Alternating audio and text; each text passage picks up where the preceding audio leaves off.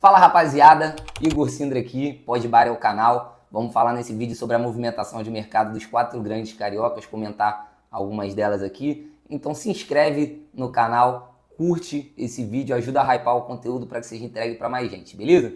Vamos começar aqui falando do Botafogo, né? O que é essa SAF do John Textor no Botafogo? Cara, é no mínimo muito confuso. Botafogo que protagonizou a maior bomba do mercado até o momento, que é a saída do seu principal ídolo, né? Que é o Marlon Freitas, com um concorrente direto, que é o Palmeiras. Mas, enfim, vamos começar do começo, que é a troca de comando. David Ancelotti saiu no final do ano passado e o Botafogo não repetiu o erro da temporada anterior, né? Já contratou o seu sucessor, o Martin Anselmi, que fez um bom trabalho ali no Independiente Del Valle, e agora vem pro Fogão. O Botafogo que também contratou os zagueiros Riquelme do Sport e o Ítalo, que vem da Série B, do time B, ali do Toronto. O Botafogo também contratou o ponta Villalba, que veio pode jogar nas duas, que veio do Nacional do Uruguai, mas vem se protagonizando mais esse mercado pelas grandes saídas e possibilidades de saídas, né? Como eu já adiantei, o Botafogo que perde o seu ídolo principal, que tinha espaço na bandeira ao lado de Nilton Santos e Garrincha, por exemplo, saiu para um concorrente direto, se é que o Botafogo almeja brigar por títulos aí nesse próximo ano, que é o Palmeiras, e junto do Flamengo e do Cruzeiro ali são os clubes que pintam como maior potência na disputa pelo Campeonato Brasileiro. O Marlon Freitas, que já tinha sondagem de outros clubes, já tinha meio que negociado ali para uma possível saída, e se concretiza logo para o Palmeiras. A torcida do Botafogo está bastante chateada e com razão. Tá voltando essa raiva muito pro jogador. É claro que a gente fica chateado quando um grande ídolo sai assim para um rival, mas acho que caberia a reflexão e um pouco dessa mágoa com o modelo de negócio que o Botafogo vem fazendo, né? Com o modelo de SAF de gestão que o John Textor vem implementando no Botafogo.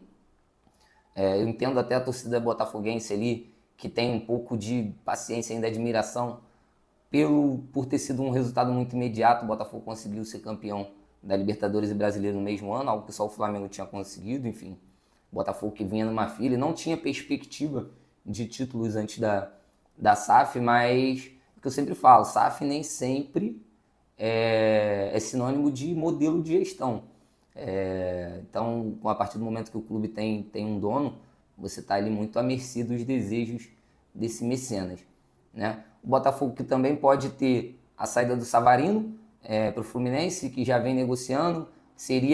Caso o Savarino saia, seria o desmanche completo ali daquele meio campo para frente do time campeão brasileiro da Libertadores de 2024, né? Que já saiu o Luiz Henrique, o Almada, o Igor Jesus, o Marlon Freitas, e agora seria combinado com a saída do Savarino. Nessa saída do Savarino, o Botafogo poderia trazer o Wallace Davi, que é um volante de 18 anos do Fluminense, que o Botafogo já tinha manifestado interesse, né?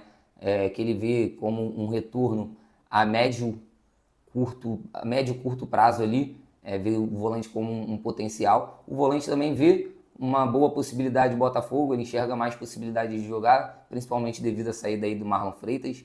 O Botafogo basicamente é isso, uma movimentação muito tímida de contratações e protagonizando o mercado principalmente por saídas, até porque são saídas de grandes ídolos, né? Fazendo o link aí, Savarino, Fluminense. Além dessa negociação, o Fluminense já contratou o zagueiro Gemes do Mirassol, que inclusive tem que trocar esse nome, vamos arrumar um apelido para esse zagueiro aí, que não tá maneiro essa parada, mas contratou o zagueiro Gemes, o lateral esquerdo do Atlético Mineiro, Arana, que ele chega para suprir uma carência ali, né? O René vem sustentando a titularidade do Fluminense já há um tempo, é um jogador já veterano. O Arana, que é um ótimo lateral, principalmente ofensivamente. A gente tem que falar um pouquinho do cuidado que tem que ter físico, né? Que nas últimas, apesar de ser um ótimo lateral e não ser tão velho, né? Ele está ali com 28 anos, se eu não me engano, salvo a falha aí na memória. O Arana tem 28 anos, mas já vem convivendo com problemas de lesão, né? Mas é uma contratação certeira, muito boa ali do Fluminense, é um cara que tem a acrescentar demais. Mas a principal movimentação do Fluminense até o momento é a investida no Hulk, né? O Hulk que chegaria para suprir a principal carência o principal clamor da torcida tricolor, que é por um centroavante, o Fluminense que não tem atacantes confiáveis ali no elenco. O Hulk, aos 40 anos, é algo que o Fluminense, como eu disse anteriormente, tem que tomar cuidado. É um jogador que seria um ótimo reforço, tecnicamente sobra, chegaria para ser o cara do Fluminense em 2026. Isso pode fazer bem para ele, já que no Atlético Mineiro ali ele já estava vivendo um contexto junto do São Paulo. Ele chegou até a pegar banco em algumas partidas devido à intensidade de jogo imposta que o técnico queria impor. Mas é um cara que, para jogar de centroavante, ele, principalmente no Fluminense, que vem sofrendo essa carência já há algum tempo. O Cano, além de vir sofrendo lesões, né, ele já está mais no seu auge físico e técnico. É uma chegada. O Hulk, ao meu ver, essa negociação está muito embolada. Ele tem uma reunião com o Atlético, dependendo do horário do dia que você vê esse vídeo, marcada para hoje, terça-feira. Eu acredito que o Hulk vê com os bons olhos, mas tem a questão da idolatria, né? Talvez o receio de sair ali do Atlético Mineiro para um outro clube brasileiro e acabar perdendo um pouco do prestígio que ele tem com a torcida do Galo. São mais de 500 jogos, enfim, o Hulk... Eu acho que o Hulk fez pelo Atlético Mineiro não se apaga. O Atlético vem vivendo um momento ruim, a SAF de lá também está vivendo um momento de muitas incertezas, salários atrasados, enfim. Se o Hulk tivesse esse projeto, ele quer o projeto do Fluminense, mas acredito que ele queria que esse projeto fosse no Atlético Mineiro. Mas não se pode ter tudo. Ele tem essa proposta em mãos, acho que ele avalia com bons olhos, mas com esse receio de perda da admiração que o torcedor do Galo tem por ele. Sobre as saídas, a mais sentida do Fluminense foi na zaga o Thiago Silva ainda ano passado, que infelizmente saiu do Brasil para voltar a jogar na Europa. Também dispensou o zagueiro Manuel, que já estava fazendo meio que hora extra ali no Fluminense, né? Não vinha tendo tempo de campo. Vamos falar do Vasco agora, o Vasco que não teve grandes movimentações no mercado. O Vasco, apenas as notícias para o torcedor vascaíno são as permanências, né? O Vasco que conseguiu renovar o empréstimo aí com o zagueiro Cuesta, que foi um pilar ali que chegou no meio do ano passado, fortalecendo bastante a zaga do Vasco junto ao Robert Renan. Isso deu uma arrumada boa ali naquele setor. O Diniz fica, apesar de críticas que eu acho válidas até, porque o Vasco teve uma reta final de temporada ali na Copa do Brasil que deu uma esperança para o torcedor vascaíno, mas assim, depois da sequência de vitórias que levou o torcedor a sonhar com o G8, o Vasco voltou a fazer uma péssima campanha no Campeonato Brasileiro. E a gente que diga que se o campeonato tivesse mais algumas rodadas, o Vasco provavelmente cairia. Então tem que ter crítica, sim. O Diniz está na hora também de abrir um pouco a cabeça. Acho que falta um pouco de autocrítica para ele. Acho que ele está se achando o supra-sumo do futebol. Ele tem que abrir mão de algumas ideias para poder adequar melhor ao formato do time que ele está. Mas as boas notícias do Vasco são a permanência do zagueiro, principalmente a permanência do Ryan, né, que ainda não saiu. A principal janela da Europa é no meio do ano. Geralmente os grandes clubes contratam para esse período do ano ali, tá? No começo de temporada deles. Mas eu acredito que o Vasco vai conseguir manter o Ryan por mais um tempo. A principal proposta hoje é do Zenit. Eu acho um pecado se você mandar um talento tão novo, tão jovem, que ainda está crescendo, para o Zenit da Rússia. A gente não sabe o que acontece lá, enfim. O Gerson tá voltando em 6 meses, tinha gente que achava que ele tinha congelado. Então o Zenit não vai abrir portas para ele na Europa, já que as negociações com os clubes russos estão meio que embargadas ali devido às questões de guerra.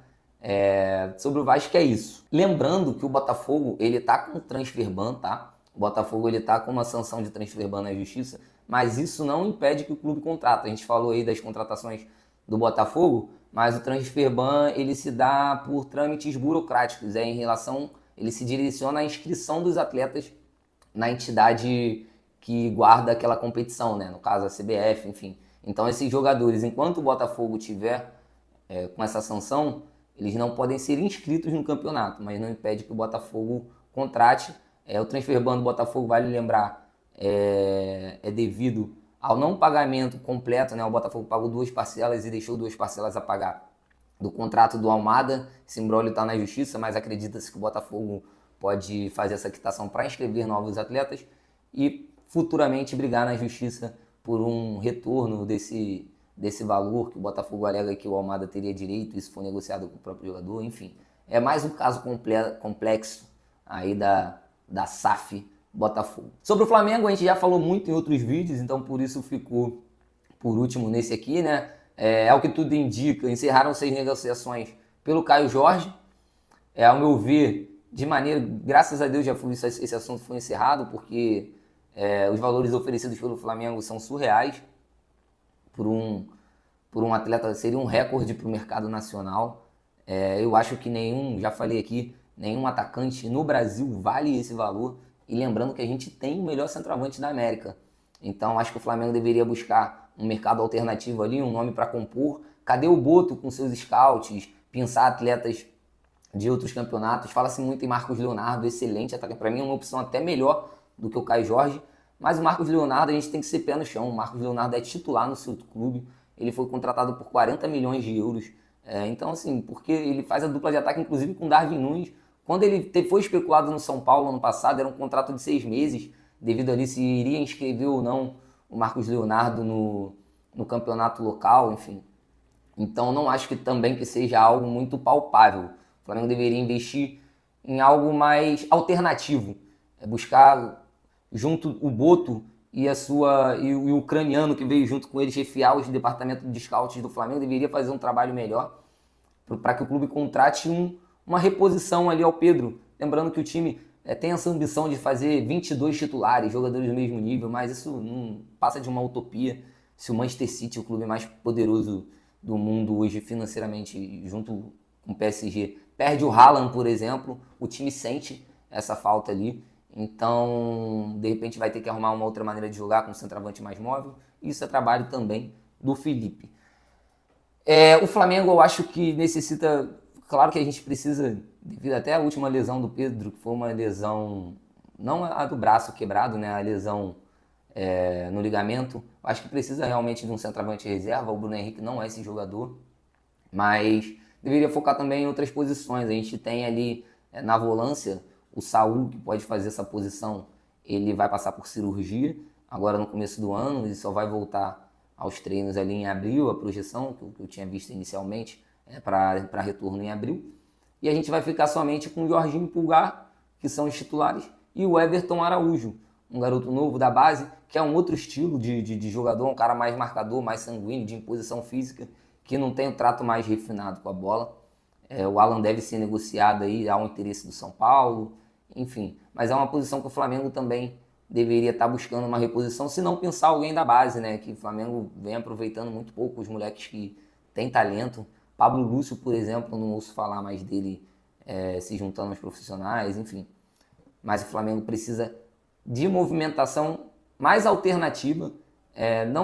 O Flamengo é o elenco campeão, atual campeão de Libertadores e Campeonato Brasileiro, fez um ótimo papel no Mundial. Acredito que não precisa de tantas peças de chegadas bombásticas. Claro que se vier serão bem-vindas, mas está pensando alguns talentos ali para incorporar o time. E caso aconteça alguma venda no elenco aí no mercado de meio do ano, que é o mercado mais forte, a gente pode estar trazendo e gastando esse dinheiro nesse mercado de reposição. Então é isso, rapaziada. Essa foi uma breve análise aí do que está acontecendo no mercado para os times cariocas. Espero que vocês tenham curtido. Se inscreve aí no canal. Tamo junto. Pode bar.